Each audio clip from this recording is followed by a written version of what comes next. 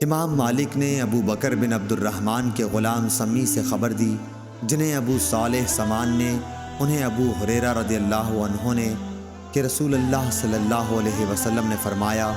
کہ جو شخص جمعے کے دن غسل جنابت کر کے نماز پڑھنے جائے تو گویا اس نے ایک اونٹ کی قربانی دی، اگر اول وقت مسجد میں پہنچا، اور اگر بعد میں گیا تو گویا ایک گائے کی قربانی دی، اور جو تیسرے نمبر پر گیا تو گویا اس نے ایک سینگ والے مینڈھے کی قربانی دی، اور جو کوئی چوتھے نمبر پر گیا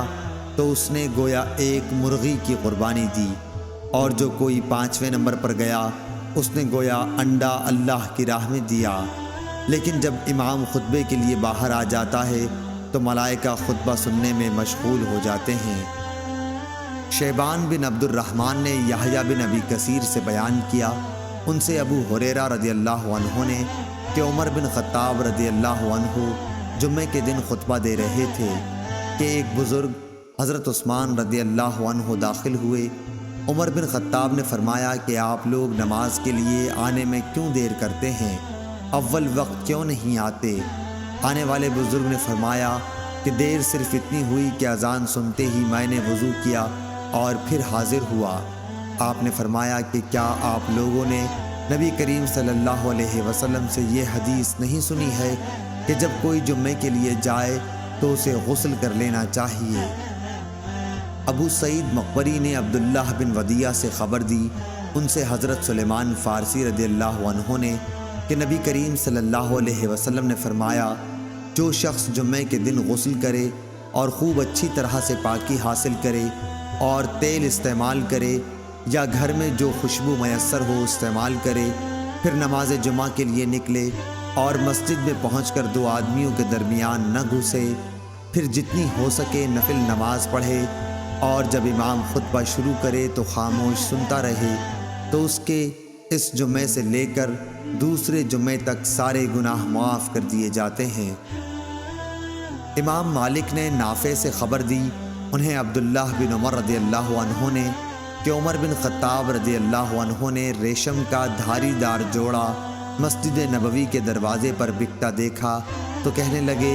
یا رسول اللہ صلی اللہ علیہ وسلم، بہتر ہو اگر آپ اسے خرید لیں، اور جمعے کے دن اور وفود جب آپ کے پاس آئیں تو ان کی ملاقات کے لیے آپ اسے پہنا کریں۔ اس پر حضرت صلی اللہ علیہ وسلم نے فرمایا کہ اسے تو وہی پہن سکتا ہے جس کا آخرت میں کوئی حصہ نہ ہو۔ اس کے بعد رسول اللہ کے پاس اسی طرح کے کچھ جوڑے آئے تو اس میں سے ایک جوڑا آپ نے عمر بن الخطاب رضی اللہ عنہ کو عطا فرمایا۔ انہوں نے عرض کیا، یا رسول اللہ صلی اللہ علیہ وسلم، آپ مجھے یہ جوڑا پہنا رہے ہیں، حالانکہ اس سے پہلے عطارد کے جوڑے کے بارے میں آپ نے کچھ ایسا فرمایا تھا۔ رسول اللہ صلی اللہ علیہ وسلم نے فرمایا کہ میں نے اسے تمہیں خود پہننے کے لیے نہیں دیا، چنانچہ حضرت عمر رضی اللہ عنہ نے اسے اپنے ایک مشرک بھائی کو پہنا دیا جو مکے میں رہتا تھا۔ حشام بن عروہ نے کہا کہ مجھے میرے باپ عروہ بن زبیر نے ام المومنین حضرت عائشہ صدیقہ رضی اللہ عنہا سے خبر دی۔ انہوں نے کہا کہ عبد الرحمن بن ابی بکر ایک مرتبہ آئے، ان کے ہاتھ میں مسواک تھی جسے وہ استعمال کیا کرتے تھے۔ رسول اللہ صلی اللہ علیہ وسلم نے بیماری کی حالت میں ان سے کہا، عبد الرحمن یہ مسواک مجھے دے دے۔ انہوں نے دے دی۔ میں نے اس کے سرے کو پہلے توڑا، یعنی اتنی لکڑی نکال دی جو عبد الرحمن اپنے منہ سے لگایا کرتے تھے، پھر اسے چبا کر رسول اللہ صلی اللہ علیہ وسلم کو دے دیا۔ حضرت صلی اللہ علیہ وسلم نے اس سے دانت صاف کیے، اور آپ صلی اللہ علیہ وسلم اس وقت میرے سینے پر ٹیک لگائے ہوئے تھے۔ جویریہ بن اسما نے امام مالک سے بیان کیا، ان سے زہری نے، ان سے سالم بن عبداللہ بن عمر رضی اللہ عنہ نے، ان سے ابن عمر رضی اللہ عنہ نے، کہ عمر بن خطاب رضی اللہ عنہ جمعے کے دن کھڑے خطبہ دے رہے تھے کہ اتنے میں نبی اکرم صلی اللہ علیہ وسلم کے اگلے صحابہ مہاجرین میں سے ایک بزرگ تشریف لائے، یعنی حضرت عثمان رضی اللہ عنہ۔ عمر رضی اللہ عنہ نے ان سے کہا، بھلا یہ کون سا وقت ہے؟ انہوں نے فرمایا کہ میں مشغول ہو گیا تھا اور گھر واپس آتے ہی اذان کی آواز سنی اس لیے میں وضو سے زیادہ اور کچھ غسل نہ کر سکا۔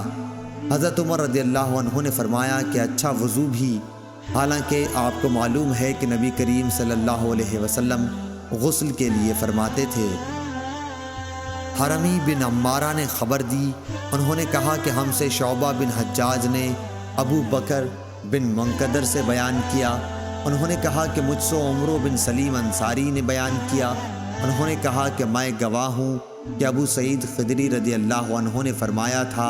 کہ میں گواہ ہوں کہ رسول اللہ صلی اللہ علیہ وسلم نے فرمایا کہ جمعہ کے دن ہر جوان پر غسل، مسواک اور خوشبو لگانا اگر میسر ہو ضروری ہے۔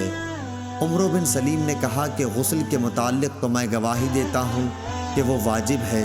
لیکن مسواک اور خوشبو کا علم اللہ تعالیٰ کو زیادہ ہے کہ وہ بھی واجب ہیں یا نہیں،